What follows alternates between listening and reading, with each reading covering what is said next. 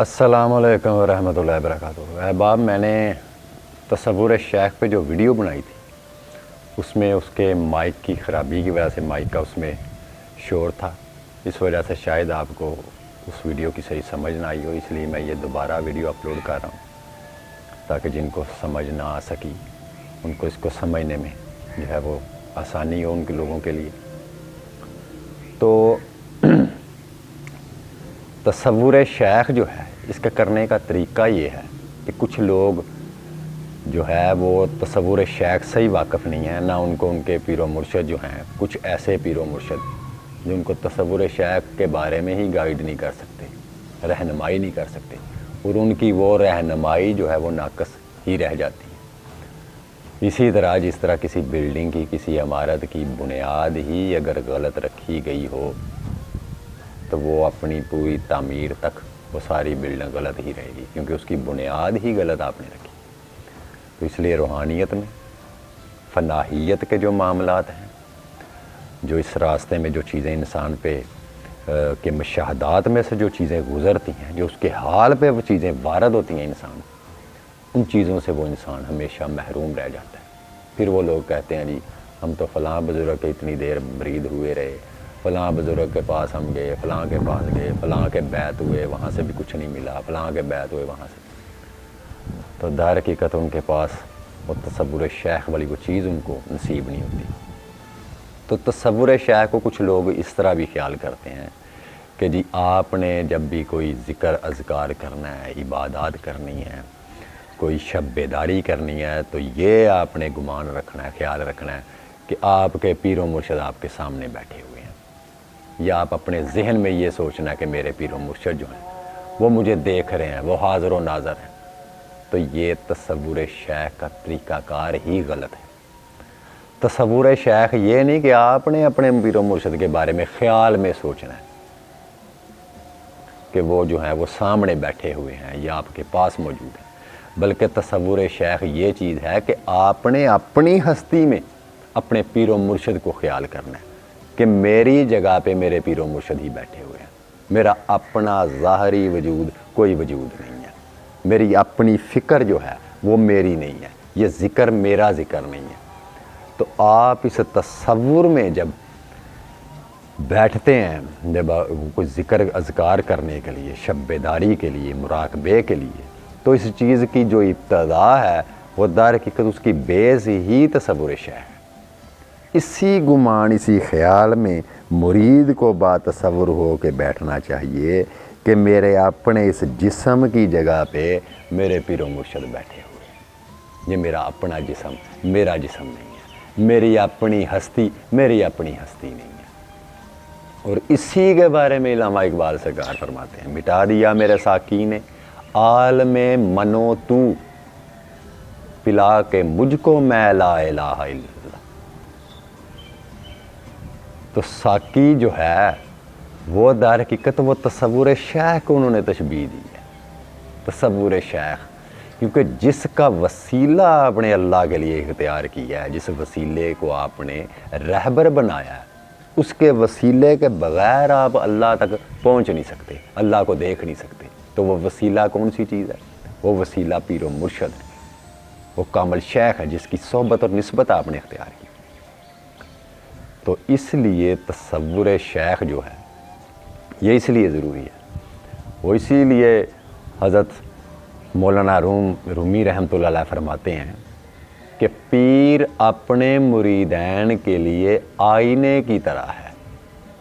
कि हर मुरीद फिर उस आईने में अपने इखलाक, अपने अमाल, अपने ज़ाहिर व बातन की दुरुस्तगी उस आईने में देख कर करता है।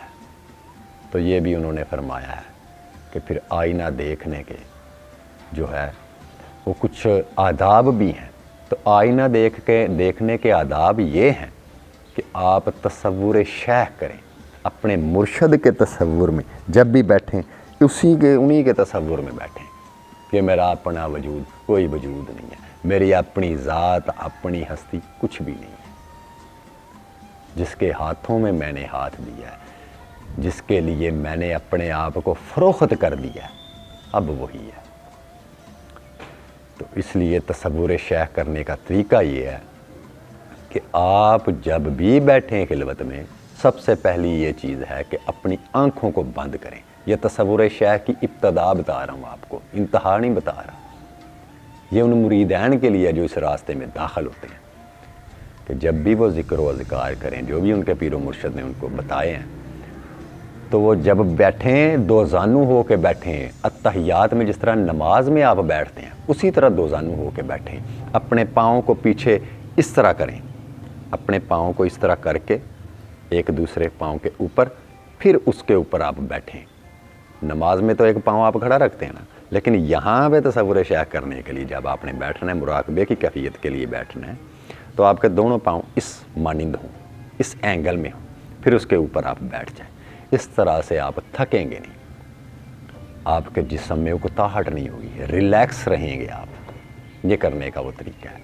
تو اس طرح آپ بیٹھیں گے جس طرح آپ نماز میں بیٹھتے ہیں، اور جب بھی آپ تصور شیخ کریں تو اس کے لیے آنکھوں کا بند ہونا ضروری ہے۔ اس ظاہری آنکھ کو آپ کو یہ ظاہری آنکھ پہلے بند کرنی پڑے گی۔ اسی بارے میں علامہ اقبال سرکار فرماتے ہیں کہ ظاہر کی آنکھ سے نہ تماشا کرے کوئی، وہ دیکھنا تو دیدائے دلوا کرے کوئی، کیونکہ ظاہری آنکھ سے آپ اس کائنات کے، اس دنیا کے نظارے ہی دیکھیں گے، لیکن چونکہ آپ اللہ کے لیے بیٹھے ہیں، اللہ کے تصور میں بیٹھے ہیں، اللہ کی یاد میں بیٹھے ہیں، تو اس کے لیے آپ کو اس ظاہری آنکھوں کو بند کرنا وہ لازم ہے۔ تو ظاہری آنکھوں کو بند کر کے اپنے دل کی جانب اپنی گردن کو جھکا لینا ہے، ادب کے ساتھ، عجز کے ساتھ، انکساری کے ساتھ، اور پھر آنکھوں کو بند کر کے جو ہے اسی تصور میں بیٹھیں کہ میں جو بیٹھا ہوا ہوں یہ میرا اپنا وجود نہیں ہے، یہ میرے پیر و مرشد ہی بیٹھے ہوئے۔ تو پھر آپ نے اپنے قلب کے اوپر جو ہے وہ نگاہ دوڑانی ہے، قلب کے اوپر آپ نے دیکھنا ہے۔ تو دیکھنا کہاں سے ہے؟ ان دونوں ابروؤں کے درمیان اس جگہ پہ آپ نے دیکھنا ہے۔ اور تعلیم وجود میں اولیاء اللہ نے اس جگہ کو، اس چیز کو مقام محمود کا لفظ انہوں نے دیا ہے۔ تو پیر و مرشد کا تصور در حقیقت لوح محفوظ ہے، اور اس لوح محفوظ کو دیکھنے کے لیے مقام محمود کی نظر کا ہونا ضروری ہے۔ اور یہ آپ نے اپنے تصور میں دیکھنا ہے، جیسے آپ کی نگاہ یہاں پہ ہے، ایک آنکھ آپ کی یہاں پہ، اور آپ نے اس آنکھ سے جو ہے وہ اپنے دل کی جانب دیکھنا ہے، اپنے دل کے طرف دیکھنا ہے، آنکھوں کو بند کر کے۔ تو یہ تصور شیخ کے آداب ہے۔ تصور شیخ کے بغیر آپ مراقبہ نہیں کر سکتے، اور تصور شیخ کی ابتدا یہ ہے کہ آپ نے اپنی ظاہری آنکھوں کو بند کر لینا ہے۔ ابتدا میں مرید کی یہ کنڈیشن ہوتی ہے، اور جب وہ اپنی اس پریکٹس میں، اس ریہرسل میں کامل ہونا شروع ہو جاتا ہے، اس کو تصور شیخ جو ہے وہ کرنے میں رکاوٹ جب بنتی نہیں ہے، اس کی پریکٹس ہو جاتی ہے، ریہرسل کر کے اس کو مہارت جب ہو جاتی ہے کہ جو ہی آنکھیں بند کر لیتا ہے، فوری طور پر اپنے پیر و مرشد کا تصور اس پہ غالب آ جاتا ہے۔ تو جب یہ چیزیں انتہا پہ جاتی ہیں تو پھر ایک سٹیج وہ آتی ہے کہ مرید چاہے آنکھیں بند کرے یا نہ بند کرے، وہ ظاہر میں بھی اپنے وجود کو اپنے مرشد کے وجود میں دیکھ رہا ہوتا ہے،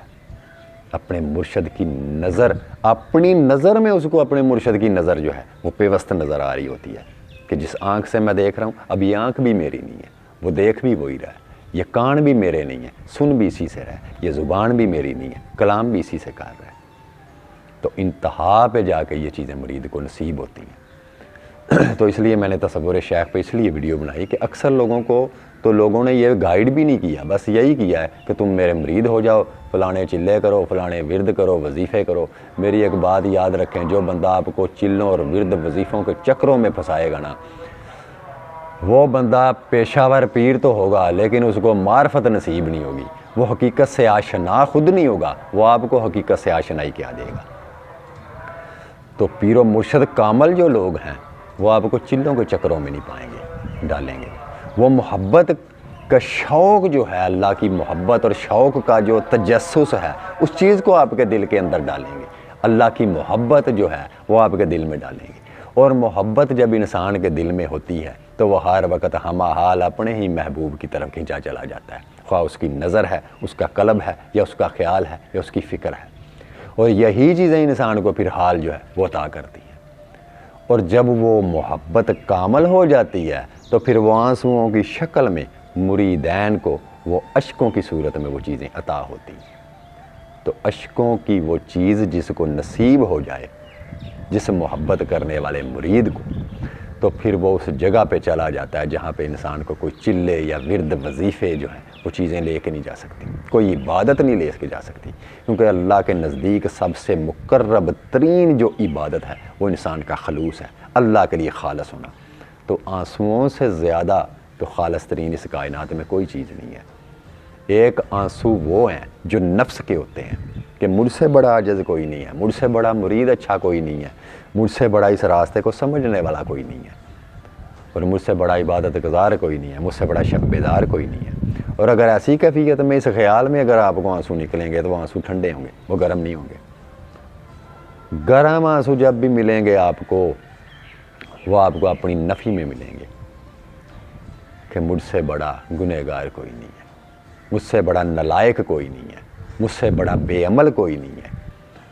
اور جب آپ کو اللہ کی خالص محبت نصیب ہو جائے گی، پھر اس محبت میں جو دہکتے ہوئے آنسو نکلیں گے وہ گرم ہوں گے، ان کی حدت ہوگی، ہیٹ ہوگی ان کے اندر، اور وہاں پہ آپ کو کوئی دلیل پیش کرنے کی کوئی ضرورت نہیں ہے، کیونکہ آپ کے آنسوؤں کی وہ گرماہٹ ہی جو خون دل ہو کے بہہ رہی ہے، آنکھوں کے ذریعے دل کا خون ہو کے جو نکل رہی ہے، وہ ہیٹ والے ہوں گے آنسو، وہ گرم ہوں گے۔ اور اسی بارے میں علامہ اقبال سرکار نے انہی عشقوں کے بارے میں فرمایا کہ آپ لکھتے ہیں، مجھے پھونکا ہے قطرہ عشق سوز محبت نے، غضب کی آگ تھی پانی کے چھوٹے سے شرارے میں۔ تو اس لیے تصور شیخ جو ہے وہ انتہائی ضروری ہے اس معاملے میں۔